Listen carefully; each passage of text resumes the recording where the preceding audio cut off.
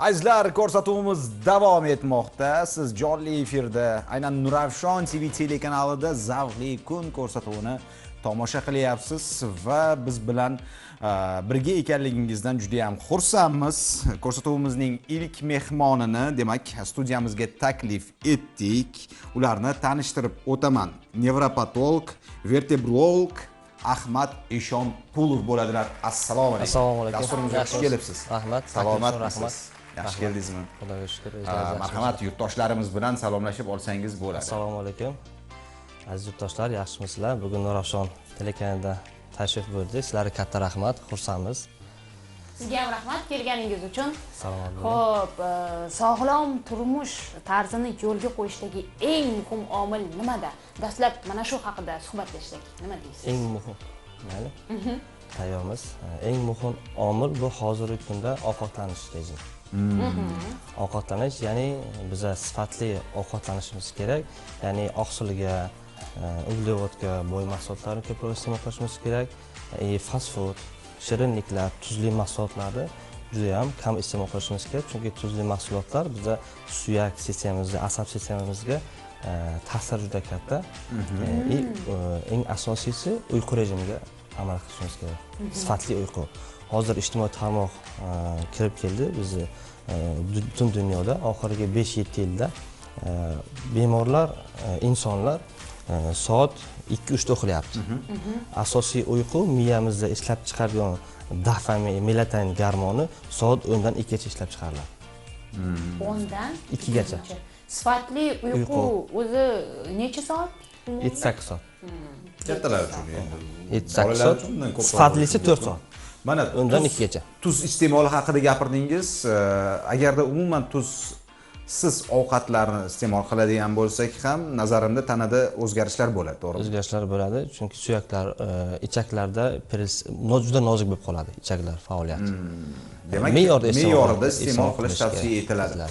Xo'p, bizni studiyamizga mana bunday noyob bo'lgan, demak, ko'rgazmalik qurolni olib kelgansiz. Bu nimalarda ishlatiladi va tushuntirib bersangiz. Bu insonning bosh miyasi mulya shaklda. Haqiqiy bosh miya emas, mulya shaklda. Xalqimiz orasida hozir ko'p keladigan bizga kasalliklar bu bosh og'rig'i. Bosh og'rig'i shikoyati. 10 ta inson kelsa, o'shandan 8 tasi bosh og'rig'i bilan keladi. Xalqimiz orasida cherepnoy давление bor deydi. Bosh og'rib keladi, mana cherepnoy давление bor. Bu diagnoz faqat Sredney Aziya, O'zbekiston, Qirg'iziston, Qozog'istonda qolgan. Nima sababdan shunday? Bu oldindan singib kelgan, bosh og'ridimi, miyasi qolib ketgan, cherepnoy давление. Lekin asli bu boshqa kasallik, migren kasalligi. Bu dunyo aholisining 20% tashkil etadi. Juda katta ko'rsatkich bu. Ko'pincha ayollarda uchraydi. Boshda yarmida og'riq bo'ladi. Og'riq bo'lgan paytda ko'ngil aynib, ba'zi qayt qismlar namoyon bo'ladi. Ko'z atrofida zigzag-simon to'lqinlarning uchishi, yorug'lik, shovqin yoqmasligi, bemor xohlaydi qorong'u xonaga kirib yotishni afzal ko'radi. U paytda nima qilish kerak? Bemor keladi, bunga MRT ko'rsatmaydi. Migrenni hech qaysi apparat yo'qki, migren bosh og'rig'ini aniqlaydigan. Yagona yo'li bemor bilan anamnezik suhbat orqali aniqlash mumkin. 7-8 ta kriteriylari bor. O'sha orqali migren tashxisini qo'yish mumkin. Nahotki bunga tibbiyot ojiz, u qanday bir qurilmalar bilan? Bosh miyada bosh miya to'qmasi o'zgarishsiz bo'ladi-da. MRT egilar bosh miya to'qmasi shikastlansagina aniqlab beradi. Migren kasalligida esa bosh miya strukturasi saqlangan holatda bo'ladi. Endi bosh og'rig'ining o'zi birlamchi bor, ikkilamchi bosh og'rig'i bor. 10 tadan 8 tasi, 7 tasi migren bosh og'rig'i, 2 ta 3 tasi zo'riqish bosh og'rig'i bilan keladi. Asab sistemasining toliqish hisobida zo'riqish bosh og'rig'i keladi. U kaska-simon og'riq bo'ladi. Kaska kengayda siqib og'riq bo'ladi. Migrenni har doim boshda yarmida og'riq bo'ladi. Boshda yarim chakka qismida, peshona va ensas qismida lo'qillovchi og'riqlar xos. Migren kasalligida. Zo'riqish bosh og'rig'i esa kaska-simon siqib og'riydi. Siqish og'riq bu zo'riqish bosh og'rig'iga xos. Shuning uchun cherepnoy давление degan tushunchani miyalaringizdan olib tashlashni tavsiya qilaman xalqimizga. Cherepnoy давление bu yo'q tashxis. Ana. Ko'pchilik aytadi, xuddi shunday kasallik bilan tug'ilgan, menda shunaqa kasallik bor. O'zi shifokorga borib ko'rganmikan ular? Tashxis qo'ydirganmikan degan savol ham qiynaydi. U sizdan so'raydi, sizni boshingiz og'riydi, cherepnoying bor deydi. Hamma shifokor. Shunday. Doktorga kelguncha so'raydi, qarindoshlaridan, opasidan, singlisidan so'raydi, ha, boshing og'rib, cherepnoying bor. Kelgani birinchidan kirgandan doktor mana cherepnoying bor deb o'ziga o'zi tashxis qo'yib keladi, biz o'zgartiramiz.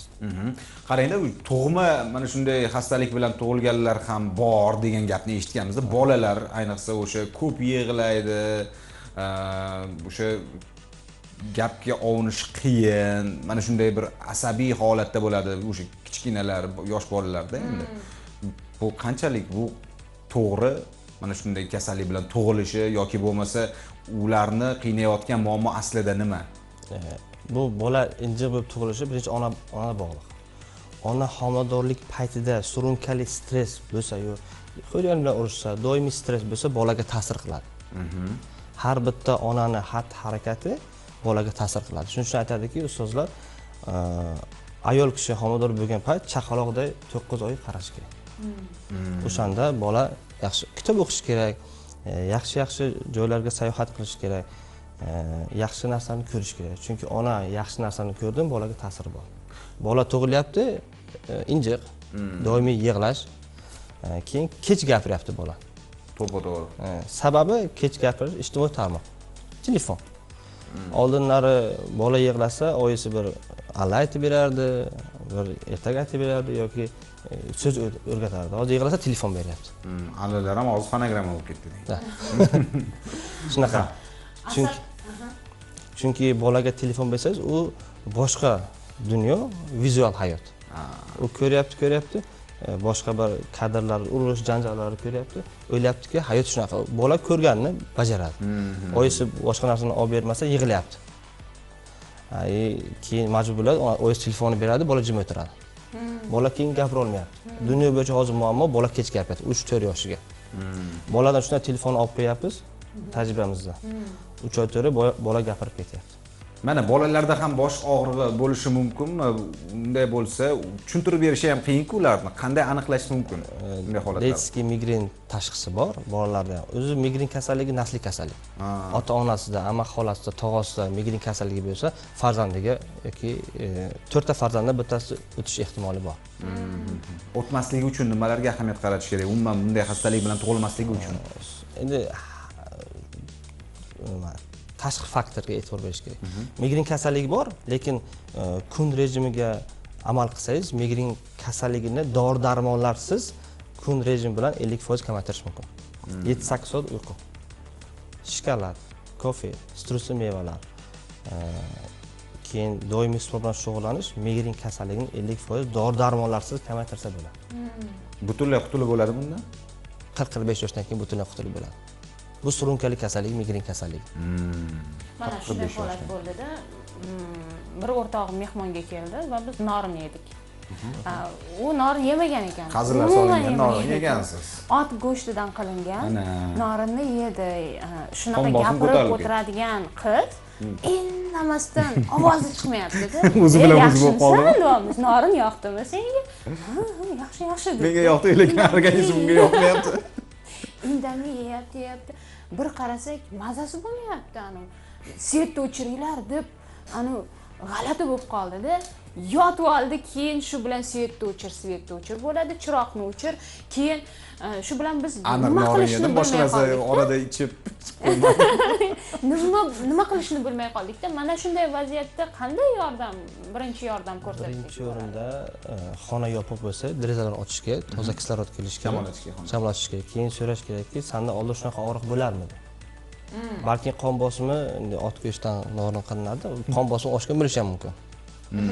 Sirali skorin chaqirib yoki tonometr bo'lsa, qon bosimini o'lchab ko'rish kerak. Qon bosimi bor ekan-da unda.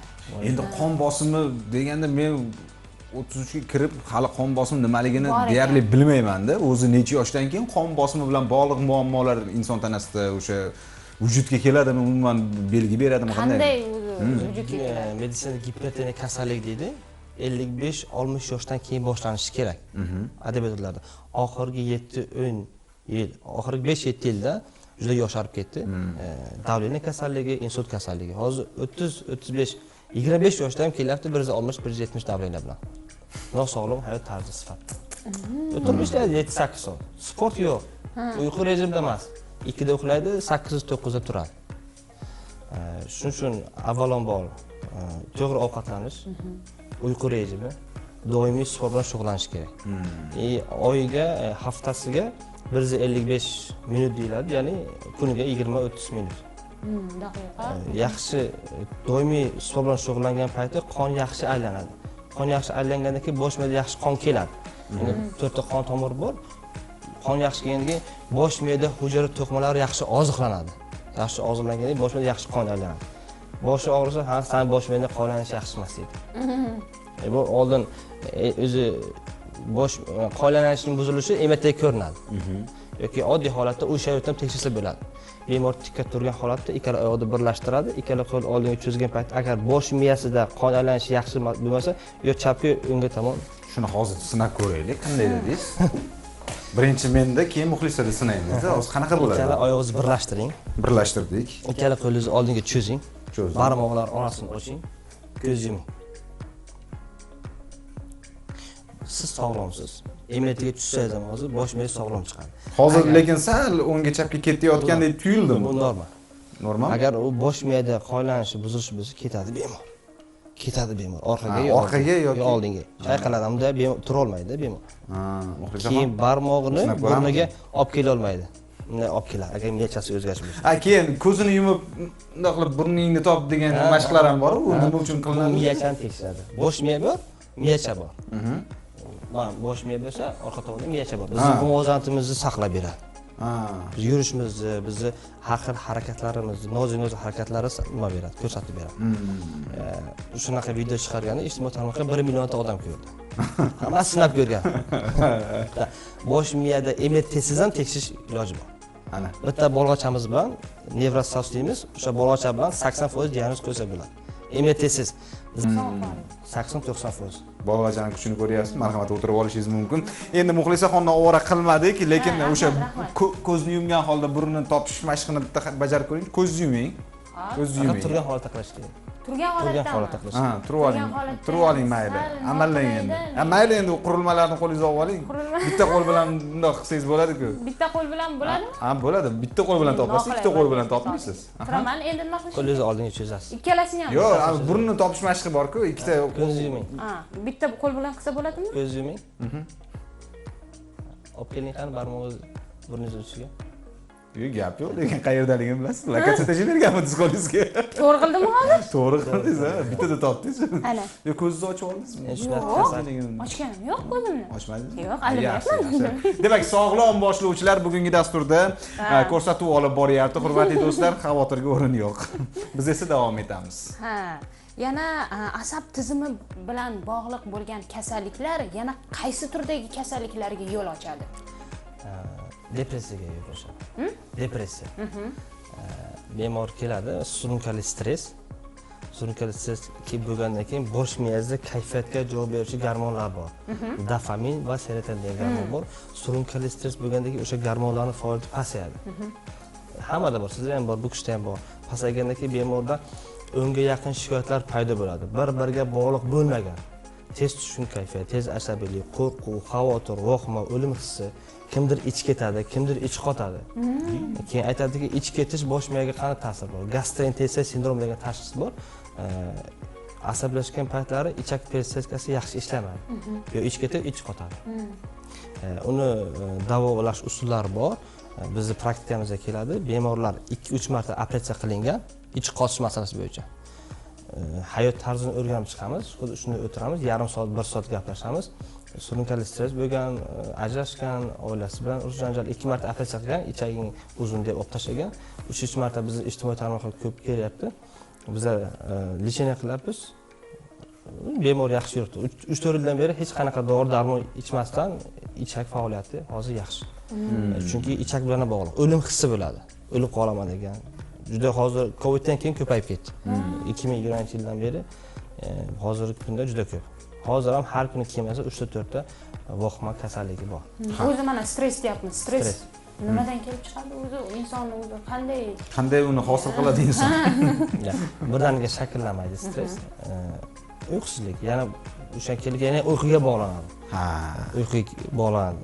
Yaxshi uxlamagandan keyin melatonin gormonlari yaxshi ishlab chiqarib, kortizol ko'payadi. Ko'paygandan keyin ertalab turadi, miya oziqlanmaydi. Yaxshi uyqu bo'lmagandan keyin ish faoliyati ham pasayadi.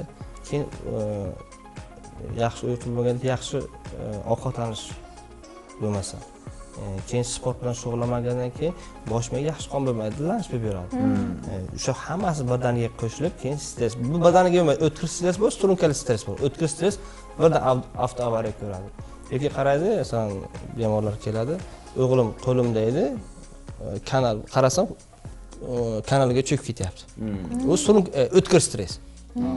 Bir yildan keyin kasalligi boshlandi. 6 oydan, 1 yildan keyin yurak urib ketishi, o'lim hissi, nafas tiqilib qolishi, shu bu o'tkir stressdan keyin boshlandi. Surunkali stress, o'tkir stress bu surunkali stress yillar davomida shakllanadi.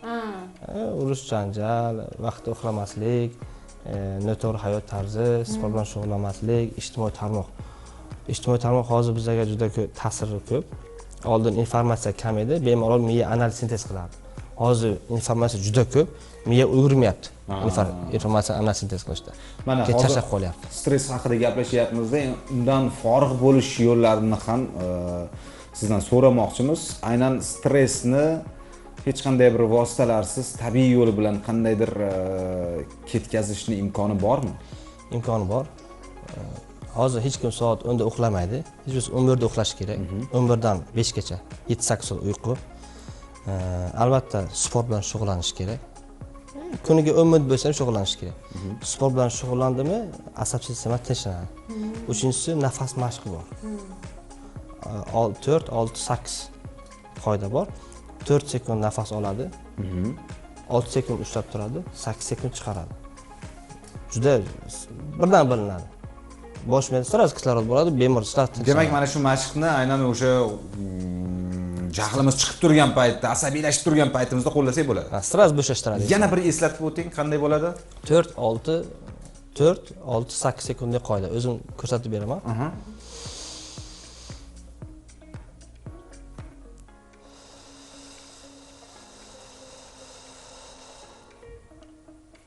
Xohlasangiz sanab ko'rishlaring mumkin. 4 sekund nafas olasiz, 6 sekund ushlab turasiz, 8 sekund chiqarasiz. Birinchi men bo'lmasa Muxlisaxonning asabiga tegaydi, keyin natijasini ko'ramiz. Bosh miya sirasi vijirlar, bo'shashib qoladi inson.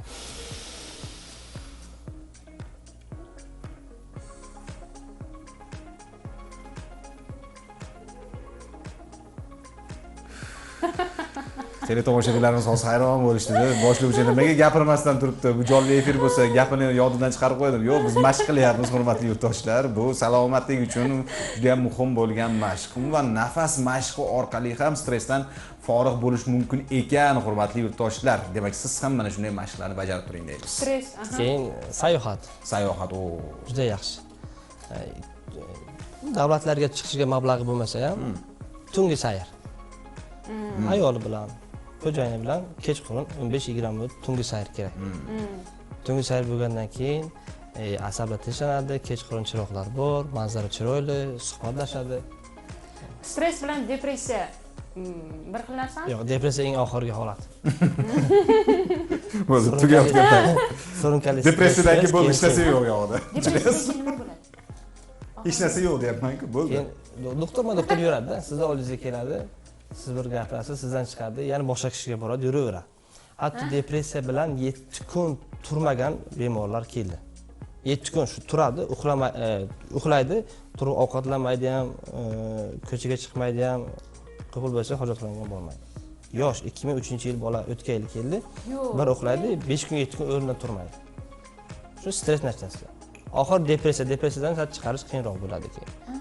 Yuzaki depressiya bu, chuqur depressiya bu. Akamizdan sinab ko'ryaptilar. Shu yerda depressiya. Endi u insonni o'limga olib kelmaydi. Lekin kuchini olib qo'yadi. O'zini, xotinini, ota-onasini insonlardan uzoqlashadi. U insonlar bilan gaplashishga kelmaydi. Faqat qorong'i xona bo'lsin, bir o'zi o'tirgisi keladi.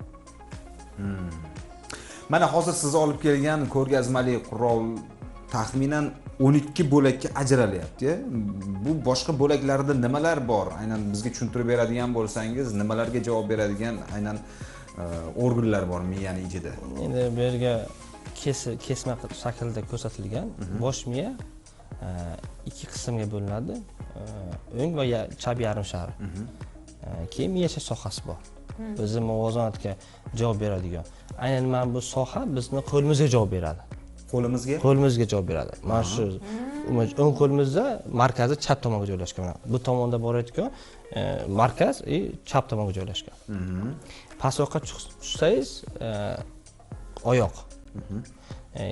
Ya'ni pastroqqa tushsangiz og'iz, badan. Insult bo'lgan insonlar ko'rgan bo'lsangiz, bir tomon ishlamaydi. Yoki qiyshayib qolish. Qiyshayib qo'yadi. Insult bo'lgan bemor o'ng tomoni shikastlansa, chap tomon ishlamaydi. Chap tomon shikastlansa, o'ng tomon ishlaydi. Chunki borib orqadan beri kelgandan keyin kesishma hosil bo'ladi.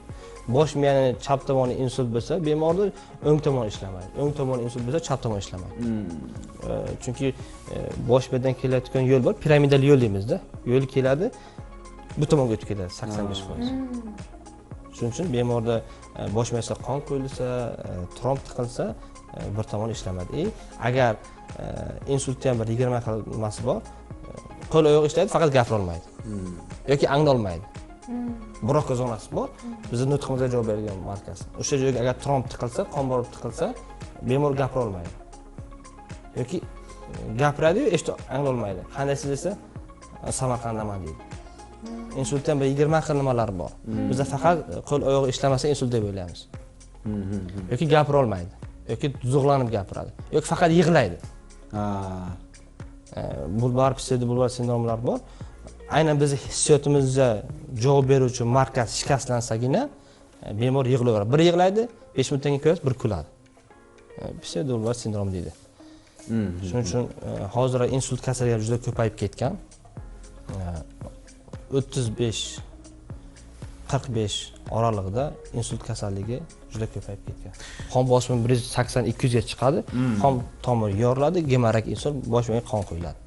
Bejiz bu bo'laklar 12 bo'lakka bo'linar ekan deb bejiz so'ramadim, chunki bolalikdan aynan o'sha turli radiolar yoki bo'lmasa playerlar shunga o'xshash bo'lgan qurilmalar agar buzilib qoladigan bo'lsa, ichini ochib ko'rishga harakat qilardim, ichida nima borligiga qiziqardim. Buni ham ichini hozir reklamadan keyin ko'ramiz. Qadrli do'stlar, insonning bosh miyasini ichida nimalar bor ekanligiga guvoh bo'lishimiz mumkin. Bizdan uzoqlashmang.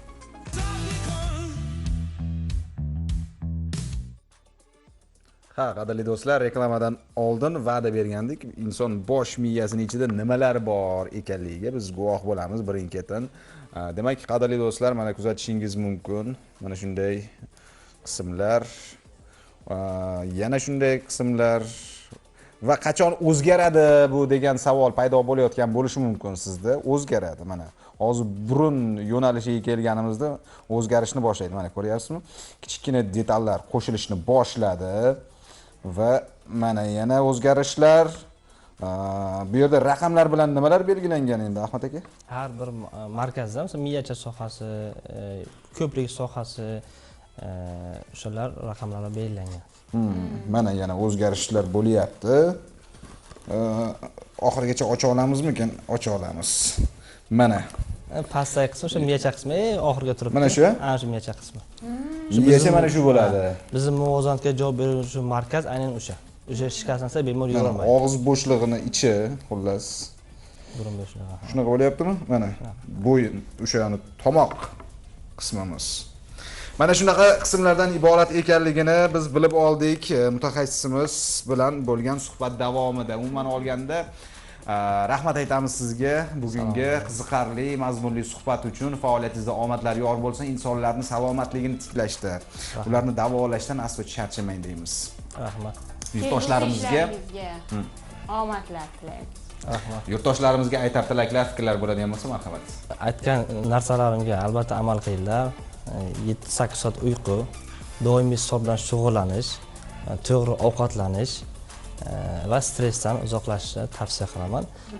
O'sha stressdan uzoqlashsangiz, sport bilan shug'ullansangiz, inshaalloh yaxshi yurasiz, umringizni uzayishiga sabab bo'ladi. Salomat bo'linglar, kasal bo'lmanglar, o'zlaringizga ehtiyot qilinglar. Albatta berilgan maslahatlaringizga amal qilamiz.